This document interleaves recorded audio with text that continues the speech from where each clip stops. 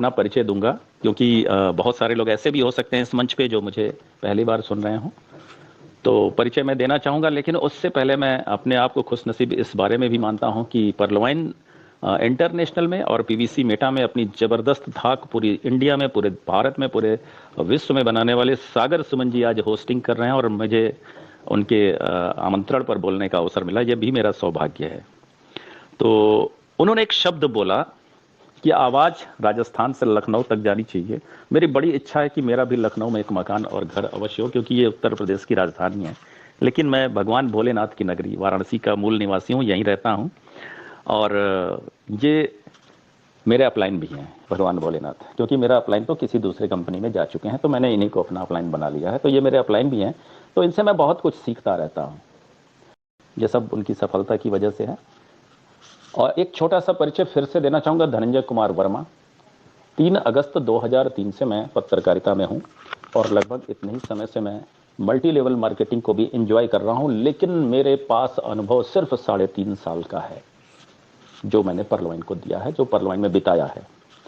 और इस अनुभव के बूते ही मैं ये कहना चाहूँगा कि पत्रकारिता और ये दोनों को साथ साथ रखना, एक तालमेल बनाना बहुत ज़रूरी हो गया था। पत्रकारिता एक ऐसा प्रोफेशन है जहां इतने बड़े बड़े लोगों से आपका इतनी आसानी से मिलना होता है कि आपके अंदर कब एक ईगो पैदा हो जाता है आपको पता नहीं चलता, कब एक पावर का एहसास होने लगता है आपको पता नहीं चलता। और कभी कभी आप लाइफ में इस कदर बिहेवियर करने लगते हैं कि आप बहुत बड़े ईगोइस्ट बन के आते हैं। और इस बात का जब मुझे एहसास हुआ तो मैंने तुरंत multi level marketing, network marketing को शुरू कर दिया, क्योंकि यहाँ बिना विनम्र हुए आपका काम नहीं चल सकता। और इस तरीके से मेरा नेटवर्क मार्केटिंग में सफर शुरू हुआ था। मैं वाराणसी में सीनियर सब एडिटर हूँ दैनिक जागरण अखबार में, यहीं मैं,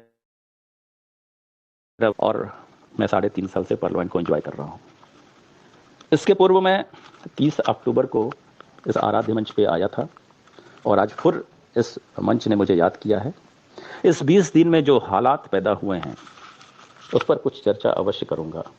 उस हालात पे अभी एक लाइन का जिक्र किया सागर सुमन सर ने, तो मैं एक चर्चा अवश्य करूँगा। लेकिन एक कहानी के माध्यम से आज एक आप लोगों को एक कहानी सुनाऊंगा। मुझे लगता है कि ये कहानी आप लोगों ने नहीं सुनी होगी और आपको बहुत पसंद आएगी। और इस कहानी का संबंध परलवाइन से बहुत ज़्यादा है, और वो ये है कि एक बार एक लड़का और एक लड़की दोनों आपस में बहुत प्रेम करते थे और बहुत प्यार भरा जीवन उनका बीत रहा था। उनकी शादी नहीं हुई थी, वो प्रेम में थे और इस कदर प्रेम में थे कि पूरी दुनिया जान चुकी थी कि ये लड़की इस लड़के के बगैर जिंदा नहीं रह सकती और ये लड़का इस लड़की के बगैर जिंदा नहीं रह सकता था। दोनों की जोड़ी बहुत अच्छी थी, लोग देखकर कहीं ना कहीं अंदर से आशीर्वाद दिया करते थे। लेकिन जैसा होता है हर व्यक्ति की लाइफ में, कुछ न कुछ मोड़, कुछ न कुछ उलझन, कुछ न कुछ ऐसा वक्त आता है जो परीक्षा लेता है। और ऐसा वक्त लड़की के जीवन में आया। उसके पहले प्यार तो उसके माता पिता थे और माता पिता चाहते थे कि उनकी पसंद से उसकी कहीं शादी हो। वो शादी कर लेती है, उसकी शादी कहीं और हो जाती है।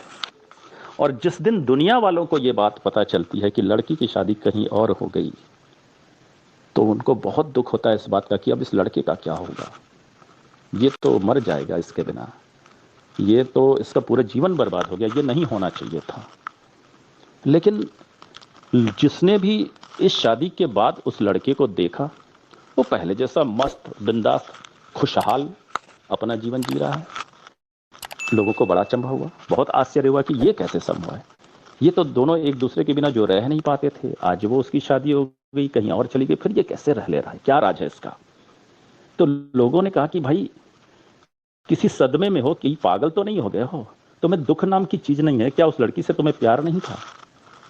बोला ये किसने कह दिया कि प्यार नहीं था, मैं तो आज भी उससे इतना ज्यादा प्यार करता हूं जितना पहले ही करता था। तो बोले तुम्हें उसके जाने का कोई दुख नहीं है, उसको खोने का कोई दुख नहीं है।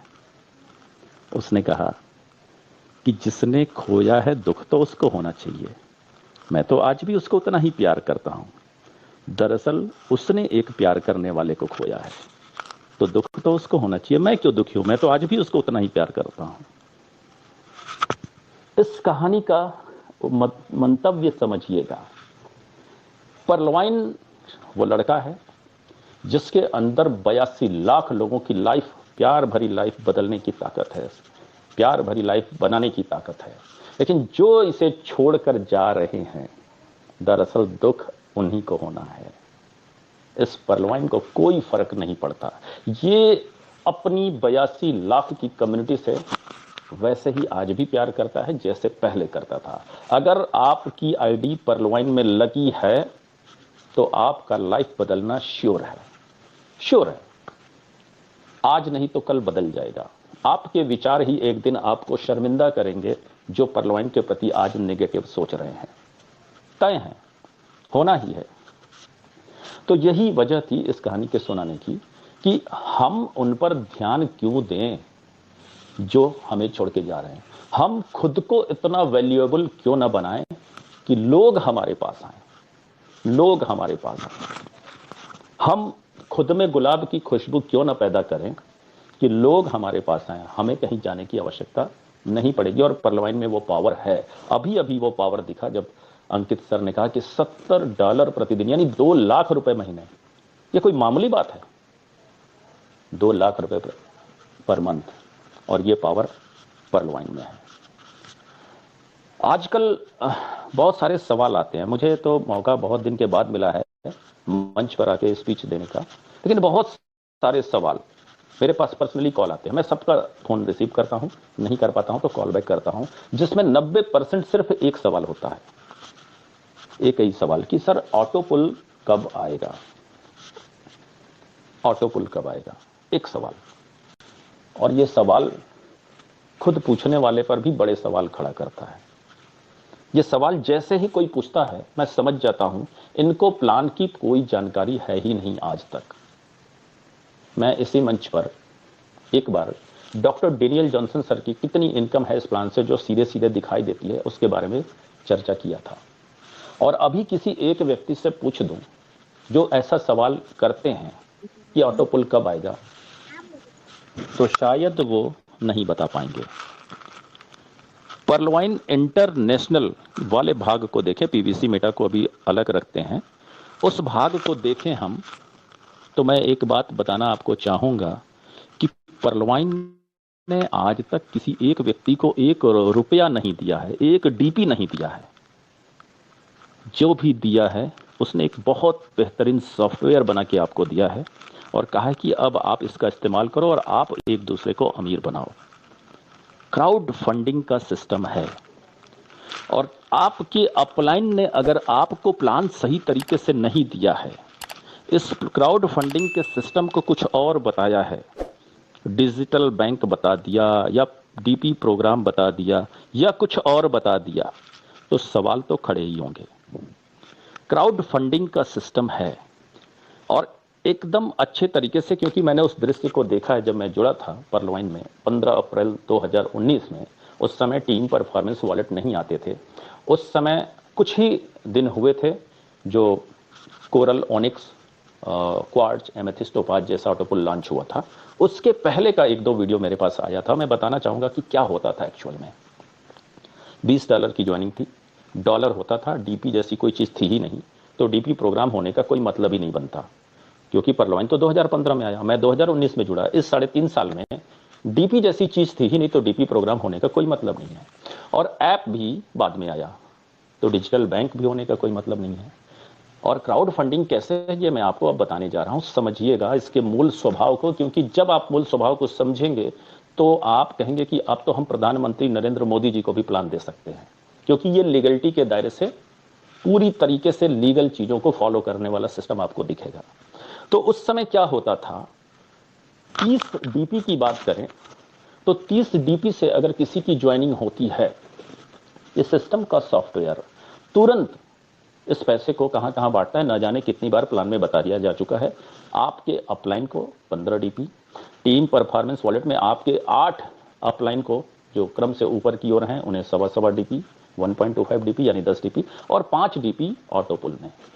अगर ये सारे 16 लोग, यानी 8 जो फास्ट ट्रैक इनकम में टीम परफॉर्मेंस वॉलेट की सीरीज में है और एक आपका अपलाइन भी उसी में है, और 8 जो पर्ल ऑटो पुल में है, इन सारे 16 लोगों को आपके बगल में बैठाने के बाद आपसे कहा जाए कि ये बटन दबाइए, ये पर्ल के अपग्रेड करने का आप बटन दबाइए, तो उसके बाद जैसे ही आपने बटन दबाया, उसके बाद इन 16 लोगों को अगर कहा जाए कि अपने मोबाइल को रिफ्रेश करिए, तो उनके वॉलेट में तुरंत पैसे दिखते हैं।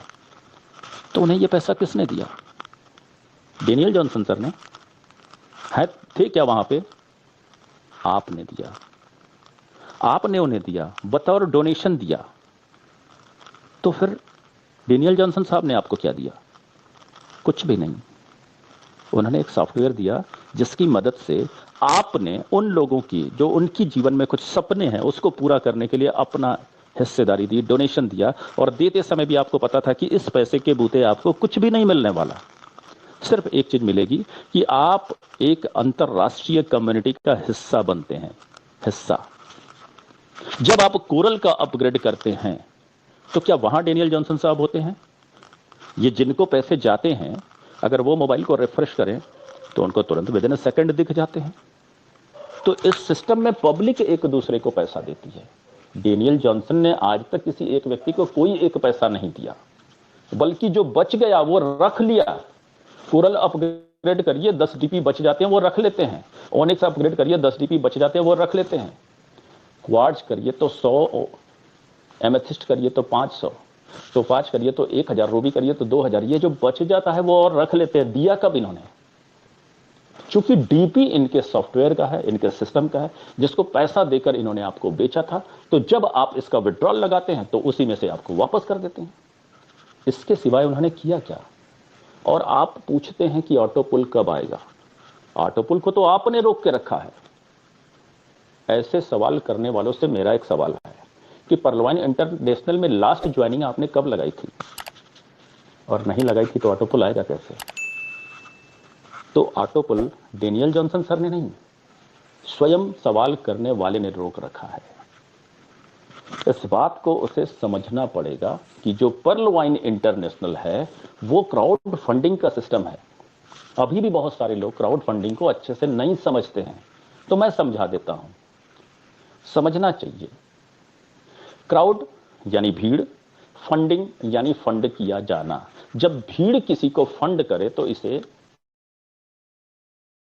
हैं।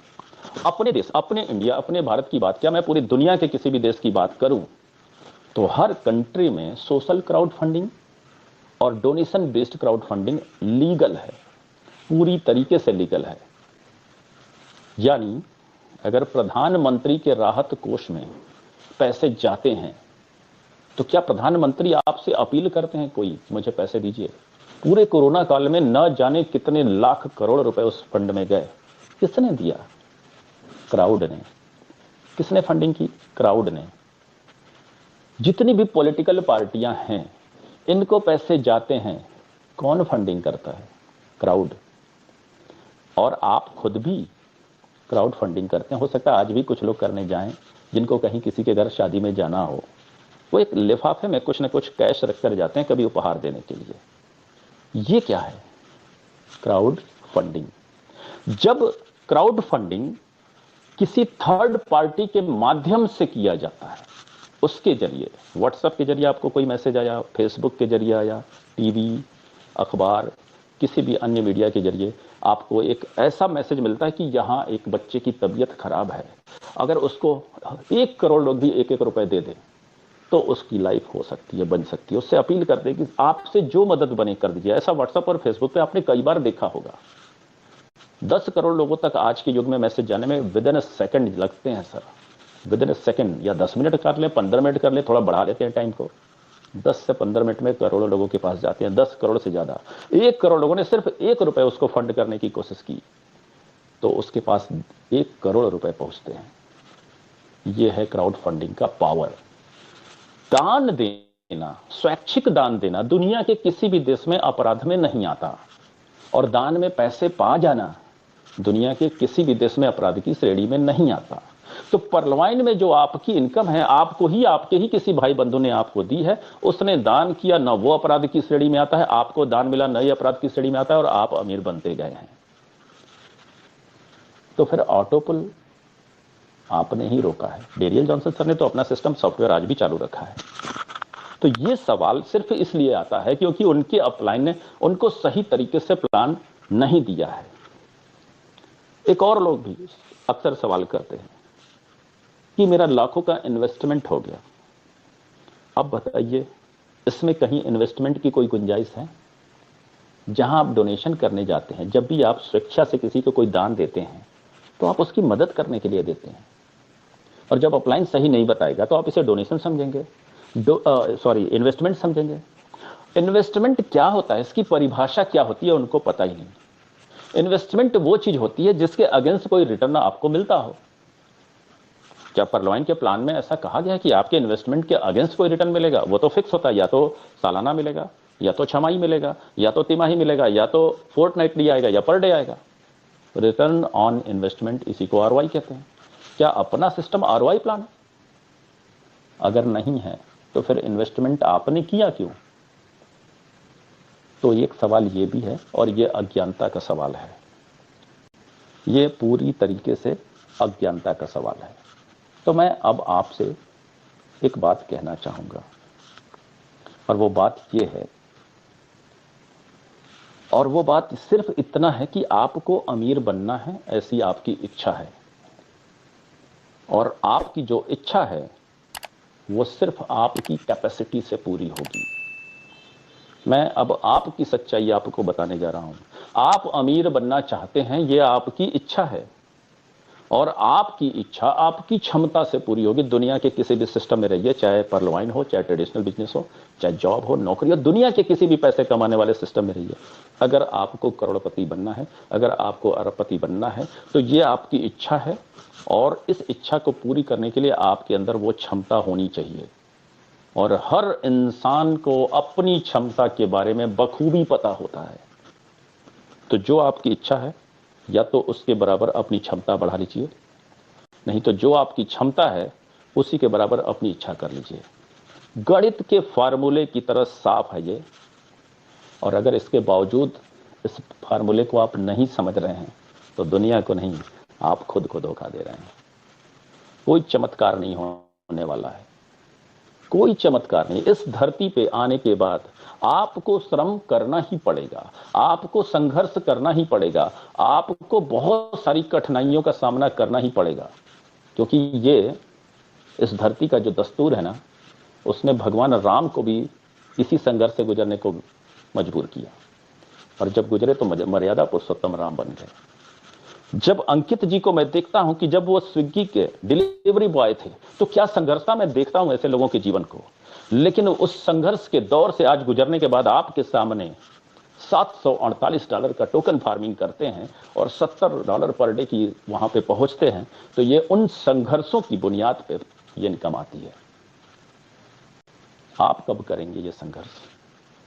अपने हिस्से का संघर्ष हर व्यक्ति को करना पड़ेगा, क्योंकि संघर्ष करके जो आपका लाइफ है जो पॉलिश्ड होगी, वो चीज दान में या फ्री में या मुफ्त में या अचानक से कोई लॉटरी की तरह आ जाए तो नहीं होने वाला है।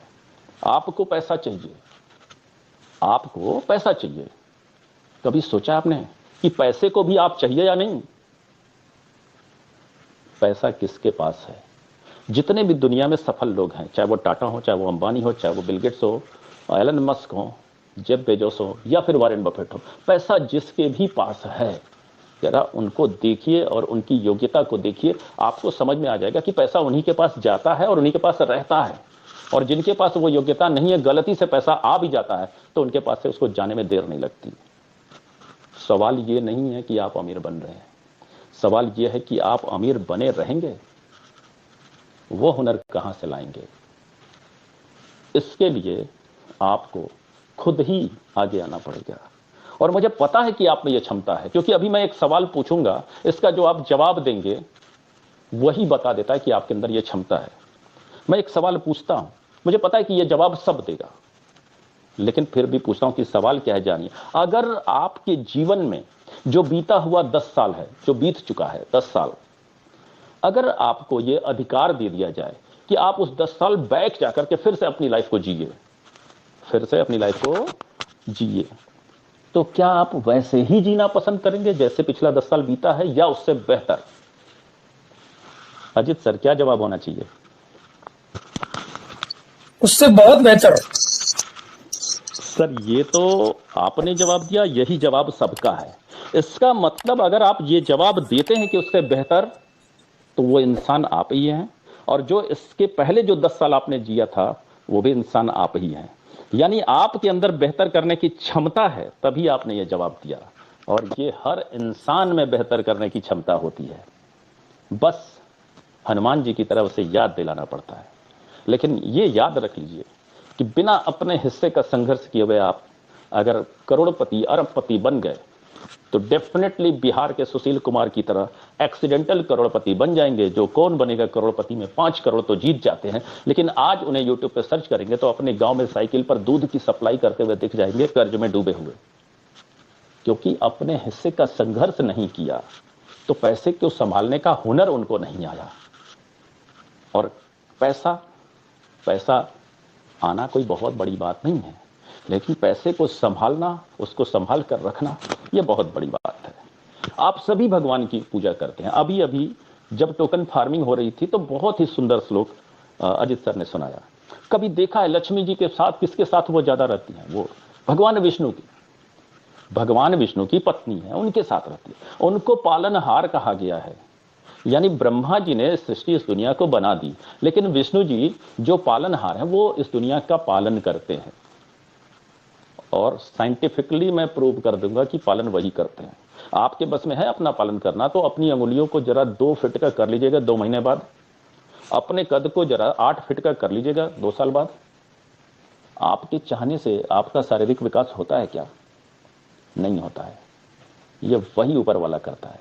उसके चाहने से होता है, आपके चाहने से नहीं होता है। और आपके चाहने से जो एक चीज हो सकता है वो नहीं करता है, वो विष्णु भगवान नहीं करते हैं। तो वो पालनहार, उनके पास लक्ष्मी जी क्यों बैठी हैं? कभी सोचा है आपने कि उन्हीं के पास क्यों बैठी हैं? क्योंकि उनके पास पावर है, पालन करने का पावर।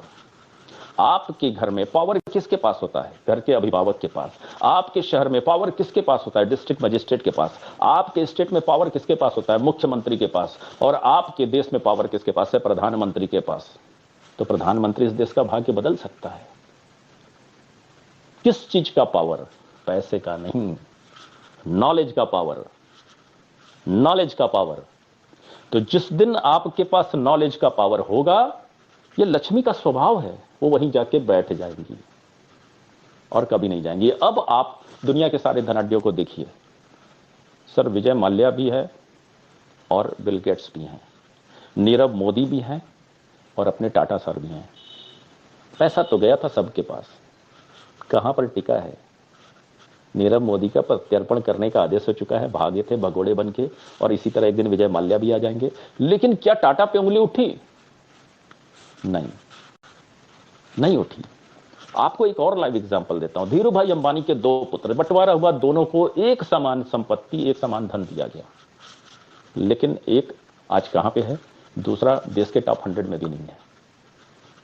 नॉलेज यानी स्किल, ये आप में डेवलप करिए, वरना जो पैसा आएगा ना, वो कब चला जाएगा आपको पता नहीं चलेगा। फिर अपॉर्चुनिटी इस जीवन में बार बार आपको नहीं मिलेगी। मैं आपको कोई मोटिवेशन नहीं दे रहा हूं, मैं आपको एक लॉजिक दे रहा हूं। लॉजिक कि जो इच्छा है उसके बराबर क्षमता बना लीजिए, या फिर जो क्षमता है उतने ही बराबर इच्छा रखिए। सुख से रहेंगे, खुशी से रहेंगे। पीवीसी मेटा के बारे में इसलिए मैं ज्यादा बात नहीं करूंगा, क्योंकि सागर सुमन सर जी जहां पे हो वहां मैं पीवीसी मेटा के बारे में क्या बात करूं? मेरे से ज्यादा जानकार वो उस पे हैं।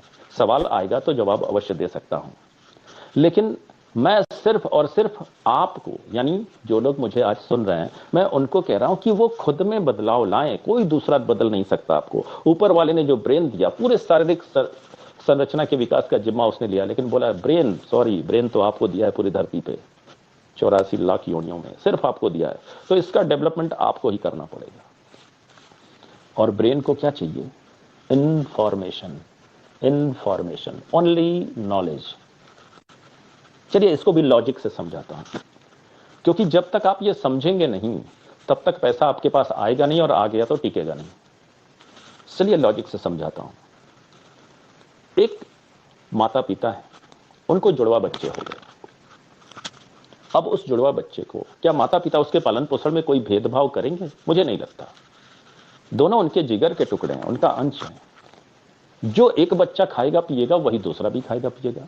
जो एक बच्चा किताब पढ़ेगा वही दूसरा भी पढ़ता है। सेम क्लास में, सेम स्कूल में, सेम कपड़े, same school bus, same teacher, सब कुछ एक समान। फिर क्या वजह है कि एक डिस्ट्रिक्ट मजिस्ट्रेट बन जाता है लेकिन दूसरा तृतीय श्रेणी का कर्मचारी बन के रह जाता है? क्या वजह है? उसका वजह है कि गर्दन के नीचे जो पोषण होता है वो दुनिया की कोई भी ताकत कर सकती है। माता पिता कहेंगे कि बेटा ये खा ले, स्वस्थ रहेगा। यार दोस्त, बहन, भाई, मित्र कहेंगे ये पहन ले, हीरो जैसा दिखेगा। सब गर्दन के नीचे। लेकिन गर्दन के ऊपर का पोषण आपके सिवा कोई दूसरा नहीं कर सकता। तो जिस लड़के ने गर्दन के ऊपर पोषण किया, यानी ब्रेन में जो इंफॉर्मेशन डाला, जो नॉलेज डाला, वो डीएम बन गया, और जिसने नहीं डाला वो तृतीय श्रेणी का कर्मचारी बन गया।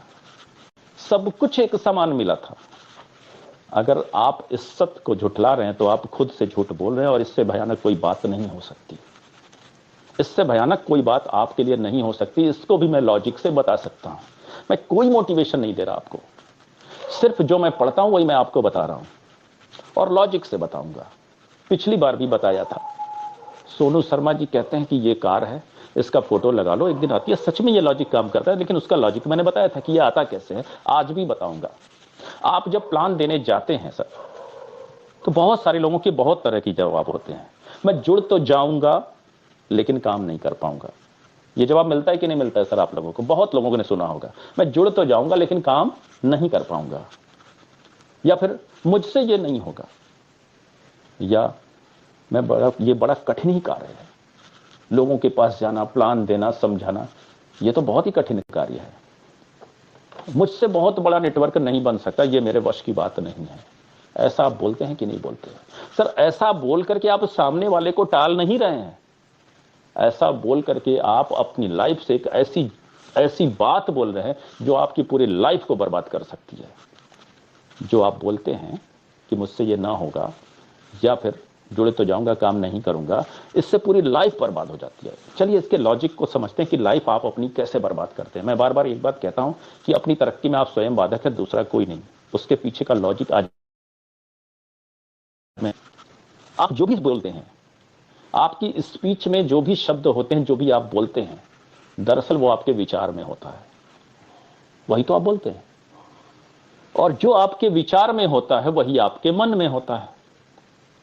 मन, क्या ये कोई बॉडी का ऑर्गन है? ना, ब्रेन ऑर्गन है, मन नहीं। मन एक प्रोसेस है, एक प्रक्रिया है। जो आप बोलते हैं वो आपके विचार में होता है, जो आपके विचार में होता है वो आपके मन में होता है, और जो मन में होता है उसका कमांड आपके ब्रेन को जाता है। और ब्रेन को अगर आपने ये कमांड दे दिया तो ब्रेन एक ऑर्गन है, वहां से पूरा शरीर, हाथ, पैर, आंख, नाक, कान, मुंह, एक एक अंग कमांड होता है, संचालित होता है। तो जब ब्रेन के पास ये कमांड जाता है तो वो पूरी बॉडी को आदेश देता है, ये हमें जुड़ना है, काम नहीं करना है। और होल बॉडी कौन है? आप स्वयं। आप स्वयं। तो स्पीच में आपके वो निकला जो आपके विचार में था, विचार में आपके वही निकला जो आपके मन में था, और जो मन में था उसने ब्रेन को कमांड दिया, ब्रेन ने पूरे बॉडी को कमांड दिया, और बॉडी किसकी है? स्वयं आपकी। सर सफलता कभी नहीं आएगी, कभी नहीं आएगी। तो अपने विचारों को बदलिए और खुद को बदलिए। ये साइंस है, ये काम करता है, तो बदल दीजिए, क्योंकि इससे आपकी लाइफ में बदलाव आएगा, और श्योर आएगा।